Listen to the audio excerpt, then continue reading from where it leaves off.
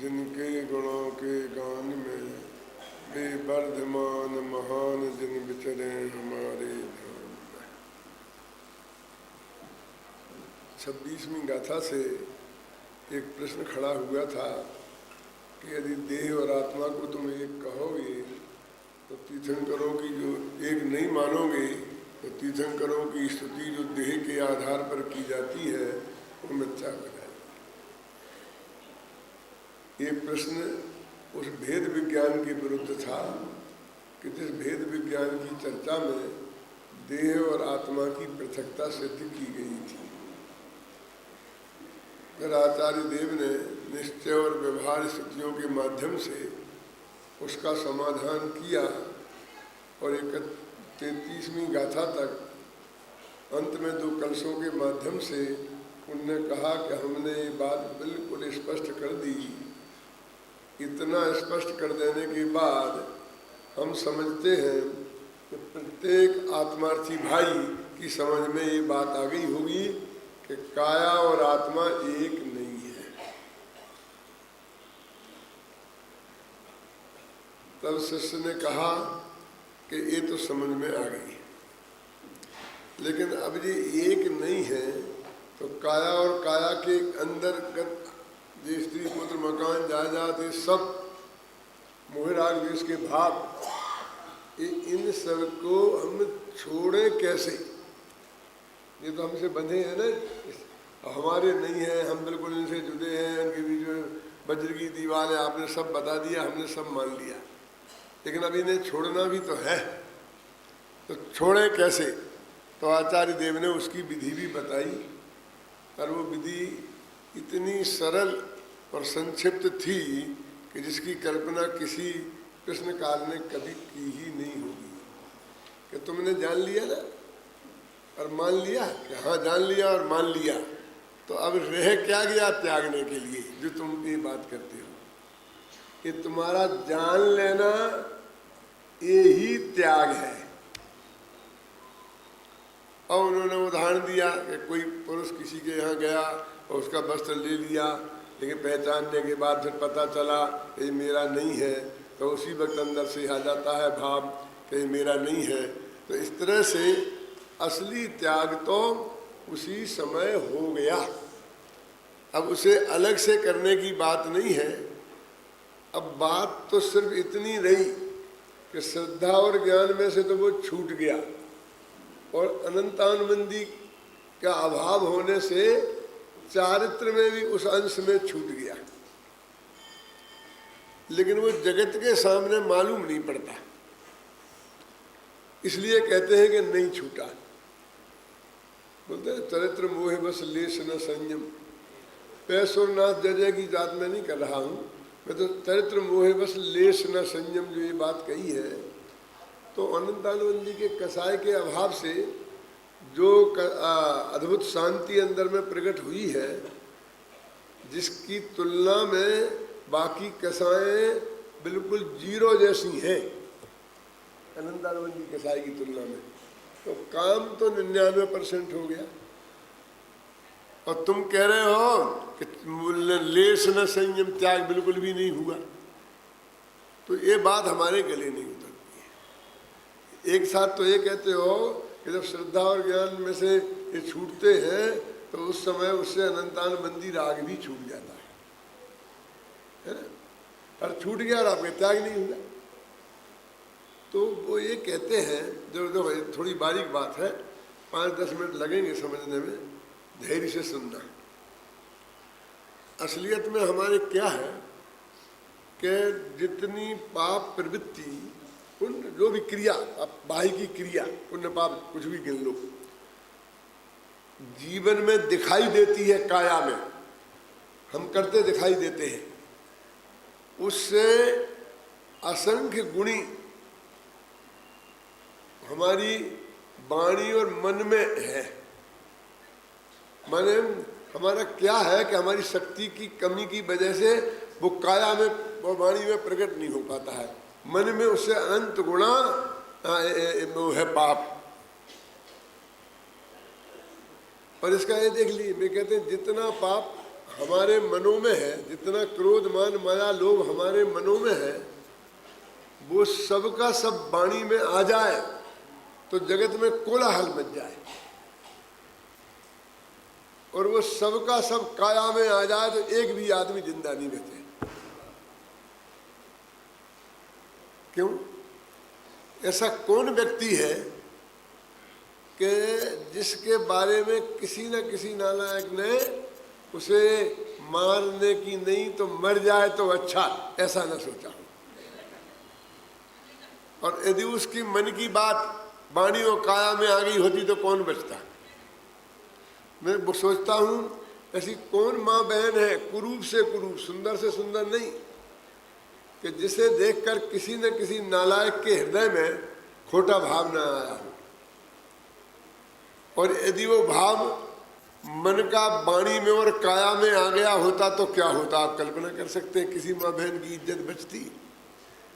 तो ये जो प्रकृति की व्यवस्था है क्या, कि जितना पाप हमारे मनों में है, वाणी में उसका असंख्यात्म भाग है और काया में उसका भी असंख्यात्म भाग है। मैं तो कहूँगा अनंतमा भाग है, क्योंकि वो अनंतानुबंधी है ना।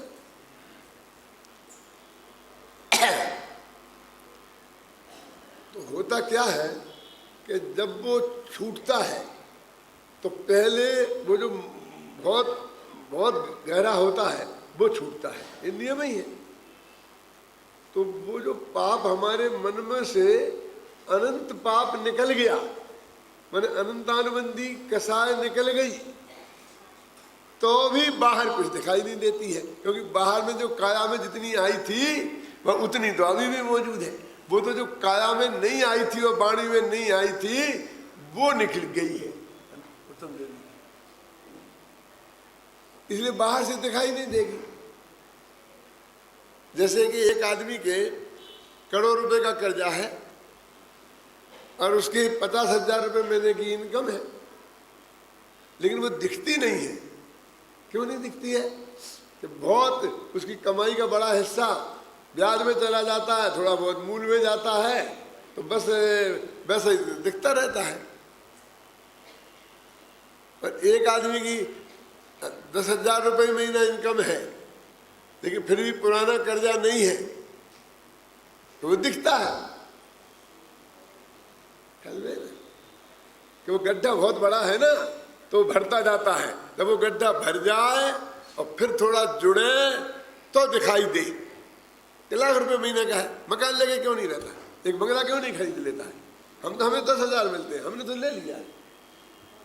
ऐसा सोचने वाले बहुत मिलते हैं ना, लेकिन उन्हें क्या पता कि क्या पोजीशन है, उसमें कितनी लायबिलिटी है, कितने भाई बच्चे हैं, माँ बाप कितने बीमार हैं, उनके लिए कैसे उसको खर्चा करना पड़ता है, उनका उसे अंदाज तो है नहीं।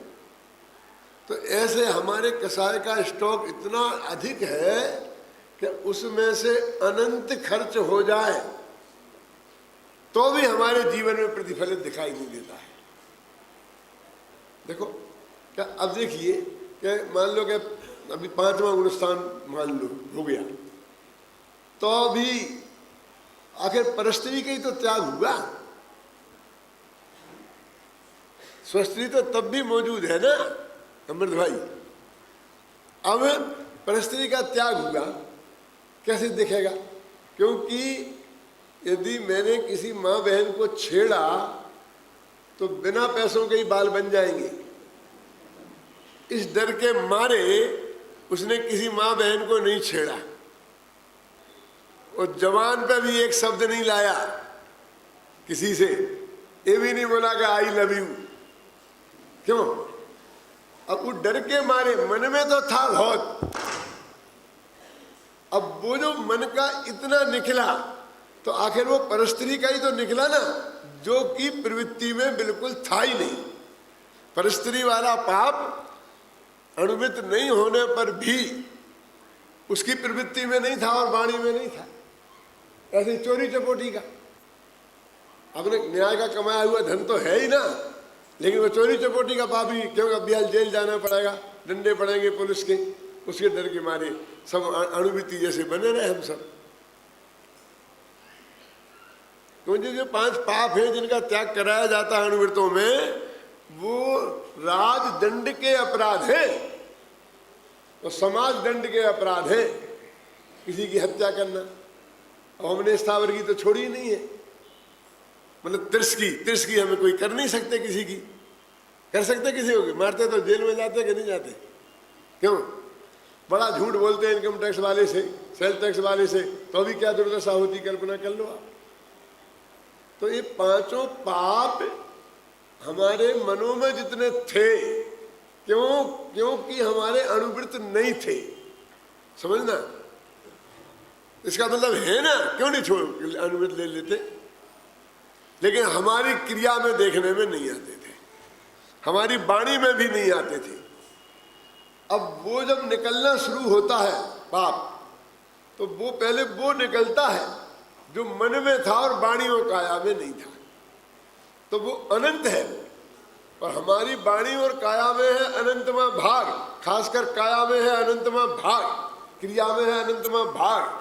तो वो अनंत पाप जब तक निकल जाएगा, तब तक हमारा बाहर में कुछ दिखेगा ही नहीं कि कोई जीवन में परिवर्तन आया है, समझ रहे ना? इसलिए कहते हैं कि अभी तो फिर नहीं, इतना आया है वो शास्त्र से हमें मालूम पड़ता है, सर्वज्ञ भगवान के ज्ञान में है ना। और श्रुत ज्ञान से हमारे ज्ञान में है। श्रुत ज्ञान माने आगम ज्ञान भी श्रुत ज्ञान कहलाता है, नयों का ज्ञान भी श्रुत ज्ञान कहलाता है, तर्क युक्ति भी श्रुत ज्ञान कहलाती है। इसके माध्यम से हमें भी मालूम है और शास्त्रों में भी लिखा है वो। अब इस जगत में उसे क्यों कन्फर्म नहीं किया जाता? क्योंकि जगत को मालूम नहीं है, जो सर्वज्ञ को नहीं मानता, जो जिनवाणी को नहीं मानता, उसे नहीं मालूम। और यदि हम काया में कोई परिवर्तन नहीं आया और उसे त्यागी नाम दे दें, तो दुनिया हंसेगी ना कि बस घर में पत्नी है, बाल बच्चे हैं, खूब धंधा है, पानी है, सब चल रहा है, कोई फर्क नहीं पड़ा है, क्यों है? और ये सब सही त्यागी हो गए, तपस्वी हो गए। इसलिए आचार्यों ने व्यवस्था बनाई कि उतना भी निकल जाएगा संयम, लेकिन जब तक ये काया वाला में नहीं फर्क पड़ेगा, तब तक उसे हम असंयम ही कहेंगे। असंयम का नाम, असंयत असंयमिक दृष्टि ये नाम देंगे, नहीं तो ये दुनिया उन्हें जिंदा नहीं रहने देगी। अभी जिंदा नहीं रहने देगी दुनिया जी, क्या मतलब? अब पूज्य गुरुदेव श्री थे, अब वे उन्होंने अपनी जिंदगी में घोषणा करी कि मैं सम्यक दृष्टि हूँ, मैं कोई वृत्ति नहीं हूँ, महावृत्ति नहीं हूँ, अनुवृत्ति नहीं हूँ। बहुत डंके की चोट कही। मैंने खुद उनसे पूछा है, इंटरव्यू लिया है, इंटरव्यू को छापा है सारे जगत के सामने, ख्याल में है ना। तो भी लोग उनसे साधु जैसे आचरण की अपेक्षा करते हैं, जबकि हम सामान्य ग्रस्तों से, सामान्य सम्यक दृष्टियों से, संबंधी भाई चकपति जैसे घर में नहीं रहते हैं, स्त्री बाल बच्चे नहीं होते हैं, धंधा पानी नहीं करते हैं, शास्त्र के हिसाब से कर सकते हैं कि नहीं कर सकते हैं। वो इनसे 1000 गुने, लाख गुने अच्छे होने पर भी, और उनको ये सब बातें, उन पे कुछ ना कुछ और असंयम का आरोप लगा रहे। ये जगत तो ऐसा है, यदि हम उन पे लगा रहे तो भरत चक्रवर्ती जैसे 96,000 पत्नियों को पति को कह देते कि ये भी संयमी है, तो क्या होता है आप समझ लीजिए।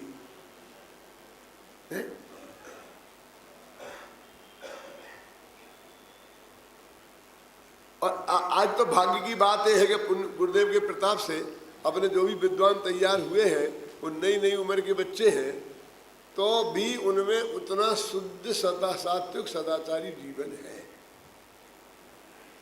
ख्याल में ही ना। और उसी उम्र के हम अपने घर के बच्चों से उनकी तुलना करके देखें,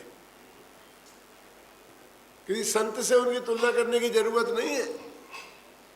आपके घरों में भी उसी उम्र के बच्चे हैं ना, और आप भी बहुत धार्मिक परिवार से हैं, आपने भी गुरुदेव का वर्षों समाधान प्राप्त किया है, उनसे तुलना करके देखें। एक भाई यहाँ आए, मैं सच्ची घटना सुनाता हूँ, तो मेरे पैर पड़ने लगे। मैंने क्यों भैया क्या बात है? कि साहब हमने तो बहुत बहुत सुना था कि यहाँ के लोग बिल्कुल महाभ्रष्ट होते हैं, जिन्हें खाने पीने का कोई मर्यादा नहीं होती है, ये नहीं होती है, वो नहीं होती है। लेकिन मैं देख के दंग रह गया। क्या देखा कि मैं औरंगाबाद से और वहाँ क्या क्या गांव है वो, अकोला जा रहा था बस से। तो उसमें आपका एक विद्यार्थी बैठा था, उसका मेरा नाम तो तोताराम था, वो आलोक आलोक कहते हैं ना बड़े, वो बैठा था।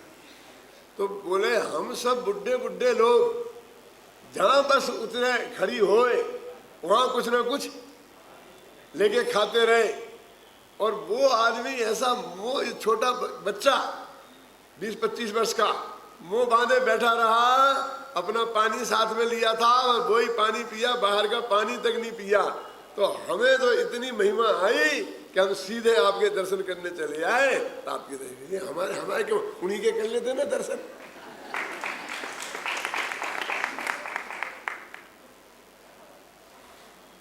हमारा तो एक महान पुण्य का उदय है कि ये है।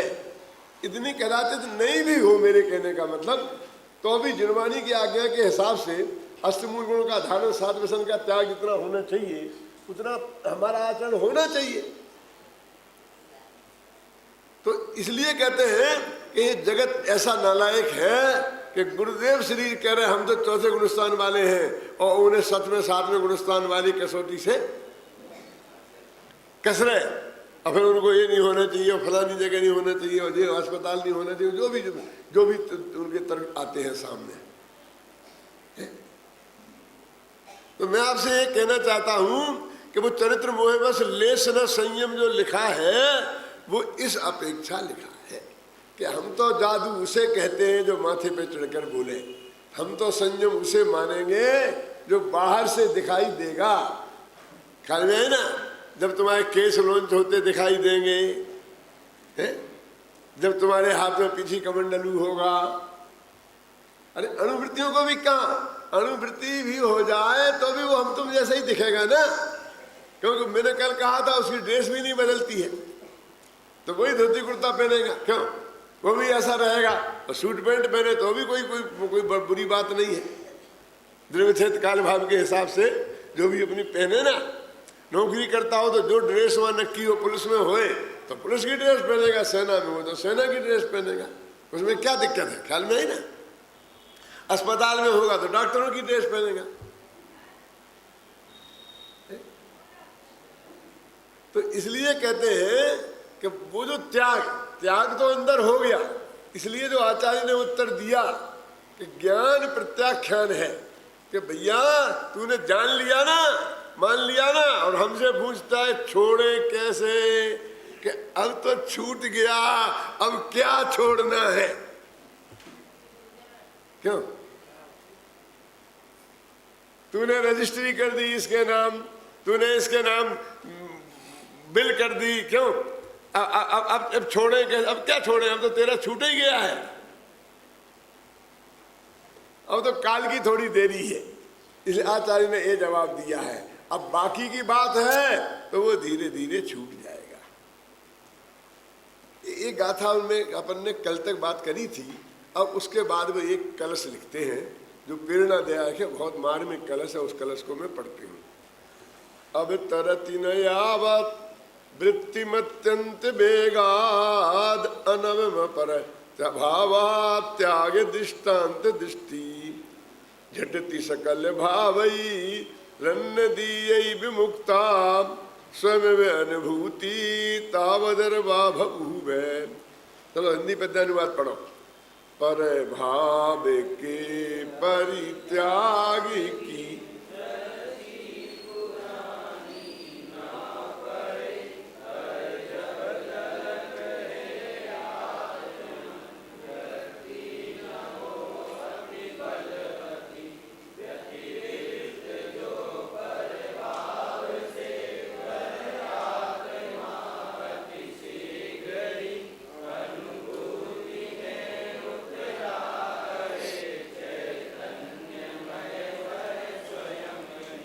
कहते भैया तो तुमने ये बात समझी है ना कि पर पदार्थ मेरे नहीं है, इससे जो तुम्हारे परिणामों में, तुम्हारी वृत्ति में निर्मलता प्रकट हुई है क्या? जो तुम्हारी वृत्ति और प्रवृत्ति का अंतर समझते हैं? वृत्ति बोलते हैं जो मन में अंदर पैदा हो जाना, और प्रवृत्ति जब क्रिया में आ जाना। और वृत्ति जरा लंबी उम्र होती है वृत्ति की, और प्रवृत्ति की छोटी उम्र होती है। नहीं आया समझ में? जैसे अपन कहते हैं कि उस आदमी की वृत्ति खोटी है, मैंने मन में पहले से ही बेईमानी है, और जब वो बेईमानी करेगा तब वो प्रवृत्ति कहलाएगी बेईमानी की।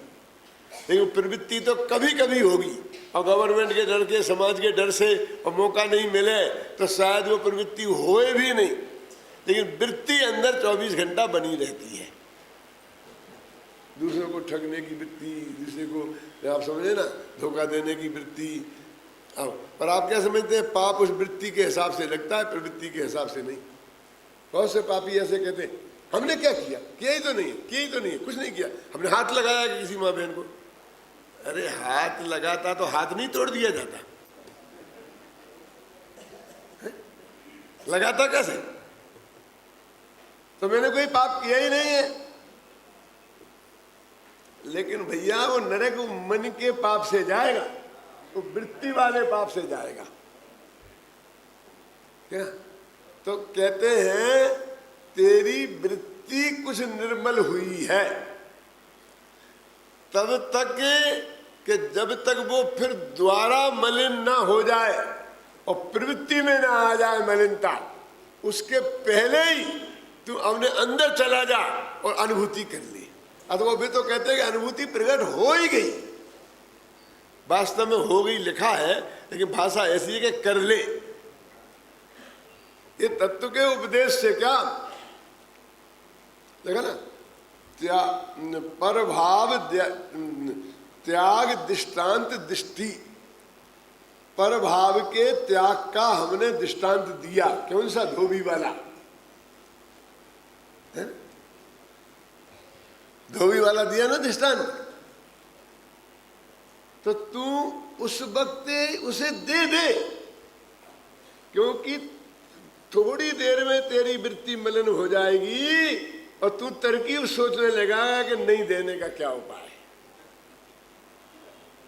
नहीं हुए स्पष्ट। फिर कहता हूं जरा कि अदालत में आपके विरुद्ध ये हो गया कि भाई तुमको ये इतने पैसे इनको देने हैं, ख्याल में आई ना कि मकान है अब आपको खाली करना है, मालिक का खाली नहीं करते थे। तो एक क्षण को और आपको लगा जब बहुत डांट पड़ी वहाँ, क्या लगा कि अभी मेरा नहीं रहा, अब तो खाली करना ही पड़ेगा और ये पैसा देने ही पड़ेंगे, ऐसा तेरे मन में भाव आ गया। तो अब आ गया और तेरा हो तो तत्काल तू दे ही दे, वो चाबी दे दे। क्यों कि यदि तूने उसमें घंटे 2 घंटे भी देर की तो तेरी वृत्ति फिर बिल्कुल बदल जाएगी। क्या? और बदल जाएगी क्या? अपन हाई कोर्ट में जाओ, 10 साल तो लटके गई। अब ऐसे ही थोड़ी खाली कर देंगे, और मांग लो इससे 10-5 लाख 2 लाख रुपया ले लो खाली कराई के, हार गए तो क्या फर्क होता है? मेरे कहने का मतलब तेरे अंदर में बेईमानी आए बिना रहेगी नहीं, आचार्य कहते, क्योंकि ये निर्मलता भी अभी ज्यादा काल तक टिकने वाली नहीं है। दान देने वालों के कुछ लोगों को आपने देखा होगा कि वे जो भी बोलते हैं तो तत्काल निकाल के देते हैं। उनसे कहा भाई क्या बात है, ऐसी ऐसी क्या बात है, आ जाएगा आ जाएगा, कि नहीं नहीं मैं नहीं आ जाएगा नहीं, मैं तो आप ले लो। अब मैं कर्जदार हो गया और कल मेरा भाव बदल गया, मेरी स्थिति बदल गई और मैं नहीं दिया पाया तो कर्जे में मर जाऊंगा। क्यों? क्या क्या बात करते हो? हमें आप पर विश्वास नहीं है, आप तो ऐसी बात कर रहे हैं कि बिल्कुल सही बात है, हमें आपका पक्का विश्वास है। किस बात का? कि आपको हम पर विश्वास है, लेकिन मुझे मुझ पर विश्वास नहीं। ले लो तुम चुपचाप। क्या है? मुझ पर विश्वास नहीं। आज तो मेरे पास है और कल नहीं रहा तो क्या होगा बोलिए? ये संपत्ति क्षणभंगुर नहीं है। और ऐसा लोग नहीं होते हैं कि अपन ने उनसे कहा 10-5 लोग पीछे पड़ गए घेर घार के, चढ़दा बेटा सूली पे भला भले भगवान, तो उससे अपन ने लिखा लिए 1 लाख रुपया, मांडनी शुरू करी, 1 लाख रुपये लिखा लिए। अब फिर अपन जब दूसरे की तरफ गए तो कोई आदमी 11,000 से ऊपर बढ़ा ही नहीं, फिर 11,000 से शुरू हो गई पांडी। तो होते होते जब 11,000 से आई और फिर उसने वो लिस्ट देखी, मैं ठगाया गया। 11,000 देता तो भी काम चल जाता, और सबसे ऊपर नाम लिखना देता तो 15 दे देता। मैंने 1 लाख मुफ्त में दे दिए। अब बस खत्म, बिगड़ गया ना। मैंने बोली वहां बोल दिया और दिया नहीं, उसके बीच में क्या गड़बड़ हो गई? क्यों? फिर कोई बात नहीं है, अभी तो बोला है, दिया थोड़ी है। और दूंगा तो मैं ही, क्यों? फिर आए मांगने, दे देंगे दे देंगे दे देंगे। आपसे कर्जा लिया था क्या? छाती पे चढ़ के बैठ गए, समझ नहीं लिया था क्या? ऐसा व्यवहार करेगा कि दूसरा कोई तकादा करने की वह सोचा ही नहीं है, बट्टे खाते में मार दे। क्यों? वृत्ति बदलती क्या नहीं बदलती? देखो, हाँ ना करने से काम नहीं चलेगा। सारा हम लोगों का अनुभव, हम लोगों का सबका अनुभव है कि यहाँ पर लिखाए गए, ये कितने लिखे गए कि जगदीश भाई कि 21 लाख हो गए, कि 15-16 तो आ ही जाएंगे। क्या 15-16 तो आ ही जाएंगे। हमारा साहित्य जाता है ना, साहित्य तो हम पहले भेज देते हैं, और पैसा जैसे बाद में आता रहता है, उसमें भी 5-10% जाता है, नहीं आता है। चाहे तुम साथ तगादे कर लो और दो पोस्ट कार्ड से तीसरा चला गया तो डांट और खानी पड़ेगी, है ना? ये हालत है। तो पार्टी जी तो कहते हैं दादा 10% तो छीजत मान ही लो, वो तो होगी। मैं कह क्या बात करते हो आप? धीरे धीरे ठोकर खाते खाते समझ में आया कि व्यापारियों का कहना ही सही है। इतने आए तो इतने ही गिनना, इतने आएंगे ही नहीं। क्या अनुभव है तुम्हारा महिपाल जी? मेरा अनुभव नहीं है, मेरा तो सिर्फ सुना सुनाया है। क्योंकि जब तक पाटनी जी रहे उनने मेरे पर कुछ भी मुझको कुछ सोचने ही नहीं दिया कि उन्हें कहा इन्हें बताओ ही मत, नहीं तो इनका ये प्रवचन खराब हो जाएगा। ये हो जाएगा, ये हो जाएगा। क्या हुआ? चुपचाप अंत में बैठ के, अरे वो सब एक वो साल में निकलती ना बड़ी पांडी। अब ये मेरे पास आते हैं कि दादा ये इतने इतने हैं, इसके 25 रुपए के 50 रुपए, तो इतने अपन रिजेक्ट कर दे। क्या करते ना हर साल? तो क्या बात करते हो तुम? दूसरा पत्र डालो, तीसरा पत्र डालो। फिर नहीं दादा अब ये नहीं आएंगे, कर दे रिजेक्ट। तो फिर अन्ना जी के पास जाते हैं कि दादा मानते ही नहीं, अब ये क्या क्या करें हम? अन्ना जी कहते कि आप समझते नहीं हो, मैंने सब देखा है वहाँ, मैं सीखा हूँ वहाँ। कहाँ? समंत भट्ट महाराज ने सब सिखाया है मेरे को। अब आप इसे माथा मत मारो, इसमें कर दो, कर दो। मैं तो अभी सीख रहा हूँ।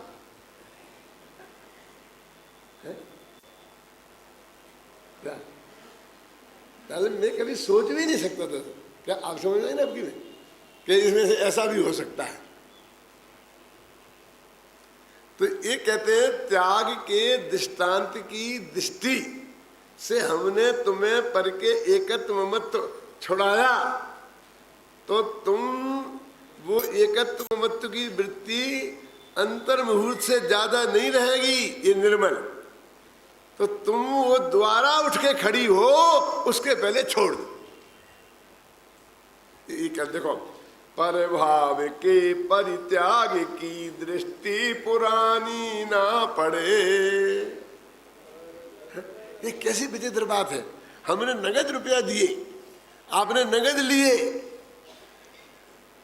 क्यों? बाकायदा पक्की लिखा पड़ी, बिल्कुल टिकट लगा के गवर्नमेंट की, उसका रूल है कि 3 साल के पहले उस पर दावा कर देना चाहिए यदि वो नहीं देता है तो। क्यों?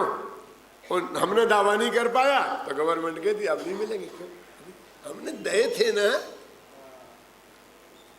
वो तो 3 साल की बात है, 3 साल के पहले आपने दावा नहीं किया। मेरे गले आज तक नहीं उतरा, लेकिन कभी गवर्नमेंट चलाने का मौका मिलेगा तो उतर जाएगा कि वो 3 साल पुराना हुआ तो फिर वो तुम्हें वसूल होने ही वाले नहीं है, क्योंकि उसका मन इतना बदल जाएगा कि वो उसको गिनता ही नहीं है कि मुझे देना है। आप मेरा पॉइंट सुनेंगे ना, इसलिए उन्होंने नक्की कर दे, चलो नक्की कर दो, हम कहाँ तक मुकदमे करते फिरेंगे, इसके बाद में ऐसे कुछ नहीं। यानी इतनी तेजी से मन बदलता है। सेवंती लाल जी आचार्यों को भी अनुभव था, तो कहते त्याग के दृष्टांत की दृष्टि पुरानी ना पड़े। देखो, परभाव के परित्याग की दृष्टि पुरानी ना पड़े, और जब तलक हे आत्मन वृत्ति न हो अति बलवती। वृत्ति माने खोटी वृत्ति, अब वह दब गई है। वो तुम्हारी वृत्ति में तो वही था कि नहीं देना नहीं देना नहीं देना। क्या कभी बैंक से कर्जा मिल रहा है तो ले लो, कितना मिलेगा, जितना अधिक से अधिक मिल सकता है उतना ले लो, कि फिर वो देना भी तो पड़ेगा, देखी जाएगी। अरे क्या कह रहा है, देखी जाएगी, अभी से मन में पेट में पाप है, नहीं देंगे, फिर गवर्नमेंट सब किसानों का कर्जा माफ कर देगी, फिर ले आएंगे, फिर 2-4 साल में लेके फिर किसान को कर्जा माफ कर देगी, 5 साल में वोट लेने आएगी तो क्या करना, देने का किसका काम है। वृत्ति न हो अति बलवती। अब बलवती ना हो माने अभी वह जरा कमजोर पड़ गई है। कौन सी? जो तेरे 24 घंटा पढ़ के ग्रहण करने की जो वृत्ति है, वो आचार्यों के डंडे की मार मार से कि तेरी नहीं है, तेरी नहीं है, तेरी नहीं है, ये वृत्ति बहुत खोटी है, ये बहुत खुट्टी हो, थोड़ी मंदी पड़ गई है।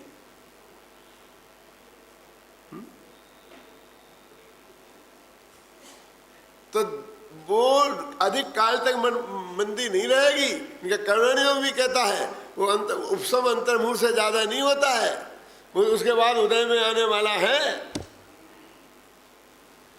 तो वो वृत्ति जब तेरी बेग बलवती न हो तब तक व्यतिरिक्त जो पर भाव से वह आत्मा अति शीघ्र ही अनुभूत में उतरा। अरे चैतन्य में वह स्वयं ही, जिसका चैतन्य आत्मा उस अनुभूति में उतर जाएगा वो पार है, उन्हीं तरह सब खत्म हो जाएगा। जो अपने साथ रोजाना होता है, आप प्रवचन सुनते हैं और कभी कभी बहुत ही मार्मिक प्रवचन आता है, आचार्यों की करुणा का उद्बोधन आता है, तो ऐसा एकदम अंदर से हम सबको ऐसा लग जाता है कि नहीं लग जाता है कि अब तो मेरे को पूरा का पूरा ये करना है, अब मेरे को ऐसा करना है, अब मैं ऐसा नहीं करूँगा, और ऐसा कर दे। और बस ये प्रवचन खत्म नहीं हुआ कि वो बिल्कुल धीरे धीरे एकदम उल्टी धारा में बहकर वो होने लगती है। ये पानी को गर्म हुआ ना, वो उतार के नीचे रखा और वो 24 घंटे एकदम तेजी से ठंडक की तरफ दौड़ने लगता है। वो गर्म लोहे का कहते भैया लोहे का स्वरूप बदलना है तो गर्म लोहे को पीट लो, ठंडा हो गया तो पिटेगा नहीं लोहा का, है ना? कहते कि नहीं कहते अपन? तो आचार्य ये कह रहा है कि गर्म लोहा है, हमारा रोजाना गर्म लोहा होता है। स्वाध्याय करने बैठते हैं, ये समझिए ना, और शास्त्र पढ़ते हैं, उसमें वैराग की बातें आती हैं तो हमारा हृदय पिघलता है। आइए सामने एक्सीडेंट होता है, किसी को एकदम कुचलते देखते हैं तो हमारा हृदय पिघलता है, संसार बिल्कुल आसान लगने लगता है। क्यों? ये परिग्रह बिल्कुल जंजाल लगने लगता है कि नहीं लगता है? जब से बोलते हैं मरघट या वैराग्य, कि मरघट में जाते हैं तो सबको वैराग्य आता है और सब बड़ी बड़ी कल्पनाएं करते हैं, और घर पर लौटते लौटते अब तो आजकल वो मरघटिया भी नहीं होता है, मरघट में भी राजनीति की बातें होती हैं, चाय पानी चलता है, गप्पें लगती हैं, आप भी समझिए ना कि में। वो कहते हैं भैया वो तेरे को बहुत बढ़िया अवसर है कि जब तेरे को ऐसा भाव आया हो। देखो हम सब लोग हमारे बाहरी जीवन से तो हम एक दूसरे के भी परिचित हैं, है ना। तो बाहरी जीवन में बेईमानी पाप आ जाता है, छल प्रपंच आ जाता है, तो सारे जगत को मालूम पड़ जाता है ना।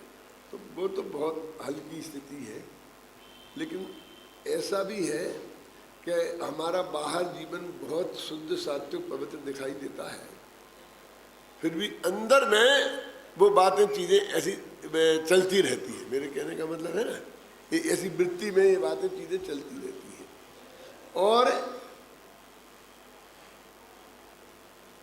फिर कई ऐसे प्रसंग बनते हैं कि जिन प्रसंगों में ऐसा है कि हमको ऐसा भाव आता है अंदर में ही, खुद को ही, क्योंकि हम अपनी खोटी वृत्ति और खोटी प्रवृत्तियों को जितना जानते हैं उतना सर्वज्ञ को छोड़ के शायद कोई दूसरा नहीं जानता होगा। अब मेरा मतलब समझ गए ना, हमें मालूम नहीं पड़ता है अपनी वृत्ति प्रवृत्ति। और हमारा आत्मा समय समय पर हमें जितना सतर्क करता है शायद दूसरा कोई शायद ही करता हो, उसे पता ही नहीं चलता। और चलेगा भी तो हम कहां सुनने वाले हैं। हमारे अंदर ही हमको ही आत्मा से ही ऐसा लगता है कि नहीं ये बहुत अनर्थ हो गया है। क्या थे, गए थे काय के लिए होटल लगे के पास, आता ना। हाँ, गए थे हरि भजन को और होटल लगे कपास, है ना। ये साधु हैं, संत हैं, कुंदाचार्य देव ने लिखा कि बेटा जब तेरे चित्त में शिथिलता आने लग जाए तो तू दीक्षा के लेते समय के परिणाम को याद करना। वो क्या मानते थे, है भी, कि जब कोई व्यक्ति दीक्षा लेता है जो अभी महा से महाभ्रष्ट हो वो, तो दीक्षा लेते वक्त गारंटी से उसके परिणाम बहुत निर्बल होते हैं। ऐसा तो छल होता ही नहीं है कि मैं अभी ये साधु हो जाता हूँ तो फिर खूब दुनिया को ठगूंगा और ऐसा करूँगा, ऐसा लाख में एक आध का होता हो कोई तो वो तो दीक्षा ही नहीं ले रहा। लेकिन बाकी सब मुझे बिल्कुल सारी झंझट से बच के आत्मा का कल्याण करना है, आत्मा का ध्यान करना है, मैं कोई बहुत बड़ी आश्रम बनाऊंगा, टेकरी बनाऊंगा, ये करूंगा, अपना एक ऐसा बिल्कुल भी विकल्प उसको, इसकी कीमत उसके जीवन में नहीं होता है। निश्चित रूप से पक्की बात है जी। और बस फिर उसके बाद में धीरे धीरे ये सारी विकृतियां होती हैं और धीरे धीरे हो जाती हैं, क्योंकि अंदर से जो वृत्ति है वो नहीं टूटी थी और वो क्षणिक वैराग्य में आकर के वो बात उसको हुई थी। तो वे कहते उस वक्त के परिणाम को तुम याद करना। ऐसा हर व्यक्ति, अभी वो मुनिराज है, अब फुल ऐलक हो तो आरिका हो तो ब्रह्मचारी हो तो विद्वान हो तो अनुवृत्ति हो, चाहे मतलब ऊपर से नीचे तक हर एक का यही है कि जिसमें मान लीजिए पहले जब धर्म पढ़ने यहाँ आए थे तो वो जानते हैं कि मैं इतना प्रतिभाशाली हूँ, फर्स्ट क्लास फर्स्ट डिवीजन आया हूँ और मैं किसी भी लैंड में जा सकता हूँ और वहाँ जाकर के मैं बहुत टॉप पर लाखों रुपए कमाने की जैसी एजुकेशन ले सकता हूँ, लेकिन फिर भी मैं ये धर्म पढ़ने आ गया हूँ क्योंकि आत्मा का कल्याण इसमें है। इस भावना से आता है और बस धीरे धीरे पंडित भी बन जाता है और बनते ही फिर हिलोरे मांगने लगती है। फिर सभा, छोटी सभा है, फिर बड़ी सभा है, फिर और अच्छा आकर्षण, फिर ये भी, फिर वो ये, फिर बड़े बड़े आश्रम, फिर जो वो कितना कितना चक्कर खड़ा होता है भगवान ही मालिक। ये सब दुष्चक्र खड़ा होता है।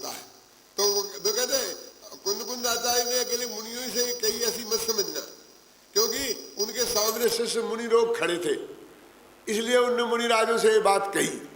लेकिन ये हम सबके लिए है कि जब हमने इस धर्म क्षेत्र का चुनाव किया था, अध्ययन में, स्वाध्याय में, प्रवृत्ति में, क्यों, तब हमारे परिणाम कितने निर्मल थे, और ये बीच में कितनी झंझटें खड़ी हो गई, फिर कितना छल, कितना द्वेष, कितनी झूठ, कितनी फरेब। अरे भाई, यही करना था तो गृहस्थी में उसे क्यों छोड़ के आए हम वहाँ से क्यों छूटे हैं? वो धंधा ही पानी करना था, वो धंधा पानी जैसे ही सब यहीं करना था, ख्याल में है ना? तो फिर वो धंधा पानी कौन सा बुरा था?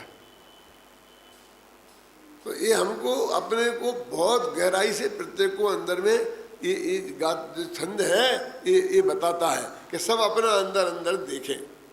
एक दूसरे की आलोचना करने से कुछ भी फायदा नहीं है, क्योंकि उससे कुछ भी किसी का फायदा नहीं होने वाला है। उससे तो कसाय भाव बढ़ेगा ही। एक दूसरे की वृत्ति पे समझे में उसे छींटा कैसी नाम दिया जाएगा, तो उससे कोई फायदा नहीं है। लेकिन हम अपने अंदर में हम देखें और हमें अपने आत्मा के कल्याण की सच्ची भावना है, तो उसके हिसाब से हम क्या कर सकते हैं। देखो, यहाँ प्रभाव का त्याग कैसे होता है, आत्मानुभूति कैसे प्रकट होती है, इस बात को आचार्य देव ने दृष्टांत देकर बहुत अच्छी तरह समझाया है। इसके लिए हमें निरंतर भेद विज्ञान की भावना को भाना चाहिए, नचाना चाहिए। चिंतन की निरंतरता से ही रुचि की तीव्रता होगी और भावना का प्रबल वेग स्फुरायमान होगा और आत्मानुभूति की भूमिका तैयार होगी। ये मार्ग है। ये अपने 12 भावनाएं हैं ना, और बार बार रिपीट जैसे पाठ करना बोलते हैं, उसका ये महत्व है। अभी निर्णय हो गया ना एक बात का, तो उसको तो अंदर से बार बार ये जो है ना, ये सर्वसिद्ध ज्ञान अधिकार, उसमें उन्होंने कहा मैं कर्म नहीं हूं, उत्तम दिल्ली। तो मानो भावना को नचाया कैसे है, तो मैं कर्म नहीं हूं। अब नचाओ इसे, कैसे नचाओ, कैसे नचाओगे बोलो सेवंती लाल जी? तो ऐसे नचाएंगे, मैं कर्म नहीं हूं, मैं ज्ञानावर्णी नहीं हूं, मैं तो त्रिकालीधर भगवान आत्मा हूँ, मैं दर्शनावर्णी नहीं हूँ, मैं तो त्रिकालीधर भगवान आत्मा हूँ, मैं वेदनी नहीं हूँ, मैं मोहिनी नहीं हूँ, मैं ऐसे 8 कर्म हो जाए पूरे। फिर मैं मति ज्ञानावर्णी नहीं हूँ, मैं शुद्ध ज्ञानावर्णी नहीं हूँ, मैं तो शुद्ध चैतन्य आत्मा हूँ, मैं तो ऐसा लिखा है। पढ़ना देखना, इसमें संस्कृत में लिखा है। हाँ, हम लोगों की क्या हालत है वो तुम नहीं कि ऐसे हमने 4 घटा के बता दिए और बाकी के तुम घटा लेना। छुट्टी करते हो गुरुदेव के प्रवचन सुनो। अब बे है तो बराबर वो 148 प्रकृतियां धुन में लगे रहेंगे। मैं साता वेदनी नहीं हूं, मैं तो त्रिकालीधर भगवान आत्मा हूं, मैं असाता वेदनी नहीं हूं, मैं तो त्रिकालीधर भगवान आत्मा हूं, मैं ये नहीं हूं, ये नहीं हूं, ये नहीं हूं। तो वे 148 बार घटाएंगे। क्यों? काय की जल्दी है, क्या करना है, और दूसरा काम क्या है, क्या करेंगे, दूसरे काम करके करना क्या है? उस भावना को, कर्म के संन्यास की भावना को नचाना है ना, तो वे नचाते। आचार्य ने क्यों लिखा इतनी बार? अमृतचंद्राचार्य, उनके समय की कीमत नहीं थी, तू बड़ा समय वाला आ गया। उन्होंने 148 बार लिखा है। यहाँ देखो, ये पढ़ा, अंत के कलश भी बहुत मार्मिक है। इनमें अंत में जो कलश है वे बहुत मार्मिक है। जो कलशों का पद्यानुवाद इसमें अंत में है, निकालूंगा तो समय आपका ज़्यादा जाएगा, पढ़ना देखना ऐसे। वो वेद विज्ञान की भावना कैसे नचाना, मालूम? ये तो बताया मैंने 148 कर्म की, कर्म से संन्यास की भावना नचाने का। उत्तम सिंह जी देखो, हाँ ये देख रहा, देखो उत्तम सिंह जी। फिर मैंने भी पूरा लिखा। पहले तो मन में आया कि लिख दूंगा, शेष घटित कर लेना। मैंने कहा यार कंजूसी क्यों करते हो? कहते आप 10-15 पेज कम हो जाएंगे, 10-15 पेज ज़्यादा हो जाएंगे तो क्या बिगड़ता है। फिर मन से, वचन से, काया से, फिर मन और वचन से, फिर वचन और काया से, फिर मन वचन काया तीनों से, ऐसे 108। फिर मैं भूतकाल के कर्मों को, फिर 108 बार भूतकाल के, फिर 108 बार वर्तमान काल के, फिर 108 बार भविष्य काल के। क्यों? हम तो इतने में ही घबरा जाते हैं। वो आती है ना 20, 21, 22 इनका था कि मैं भूतकाल में इनका नहीं था और ये मेरे नहीं थे, मैं वर्तमान काल में इनका नहीं हूँ और ये मेरे नहीं है, और ये भविष्य काल में ये मेरे नहीं होंगे, मैं इनका नहीं रहूँगा। आते ना वो 3-3 गोल, हम उनमें ही घबरा जाते हैं। लेकिन सबका नहीं है, सबका नहीं, सबका नहीं। अरे भाई, वेद विज्ञान की भावना को नचाओ। भावना में रिपीटिशन गुण है। जब आप अध्ययन करते हैं तो रिपीटिशन दोष है। जब आपने डिसीजन कर लिया तो उसी को अंदर से घोलना, उसमें ख्याल में आए ना, तो वो गुण हो जाता है। क्यों? कि एक ज्ञान है और वो चारित्र है। चारित्र में प्रैक्टिस चाहिए, वो चाहिए, बार बार क्या बोलते हैं, रिपीटिशन चाहिए। और ज्ञान में नित्य नई खोज चाहिए। ये तो कल आ गया था, ये आज नहीं चलेगा। ख्याल में आई ना? और भावना में वही भावना निरंतर चलेगी। ध्रुवधाम की आराधना आराधना का सार है, ध्रुवधाम की आराधना आराधना का सार है। अपने आचरी होती ना, वो बराबर वही 8 दफे चलती है और छंद हर दफे बदलता है।